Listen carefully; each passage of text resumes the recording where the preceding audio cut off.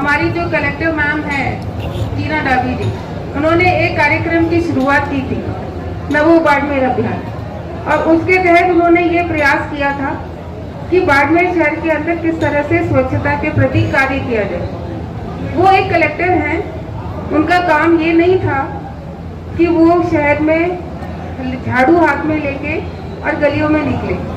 आदरणीय नरेंद्र मोदी जी प्रधानमंत्री हैं अपने भारत के, उनका काम भी ये नहीं था, उनकी ड्यूटीज में नहीं आता, उनकी रिस्पॉन्सिबिलिटीज में नहीं आता, उनके वर्क में नहीं आता कि वो झाड़ू लेकर कहीं सफाई करे।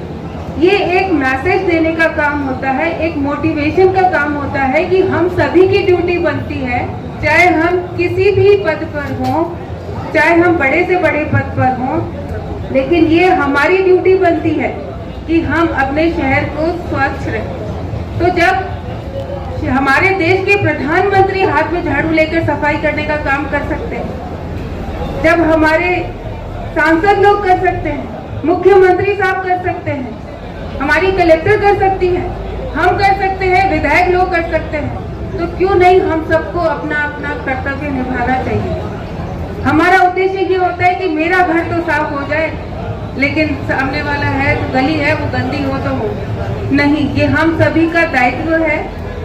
एक अच्छे नागरिक का दायित्व ये है कि हम कचरा, एक तो पहली बात तो प्लास्टिक काम में ना लें, क्योंकि जितनी सफाई करते हैं उसके बाद देखते हैं कि फिर वही हाल होता है। क्यों होता है?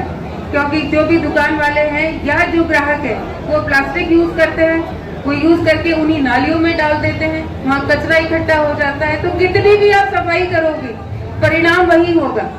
तो जब तक हम सब जागरूक नहीं होंगे तब तक ये कहना बहुत आसान है कि उसने नहीं किया, इसने नहीं किया, ये हो गया, वो हो गया, लेकिन दायित्व हम सबका बनता है कि हम अपने शहर को कैसे साफ रखें। तो मैं धन्यवाद दूंगी हमारी कलेक्टर को भी कि उन्होंने अभियान चलाया, सबको जागरूक किया, लेकिन अब हमारा दायित्व है कि हम इसको और आगे बढ़ाएं। ऐसे ही मैंने वहाँ जो बैंकिंग वाले आए हुए बैठे हैं उनसे भी पता किया, बहुत बड़ी योजना है जो आदरणीय प्रधानमंत्री जी की थी, पेंशन योजना।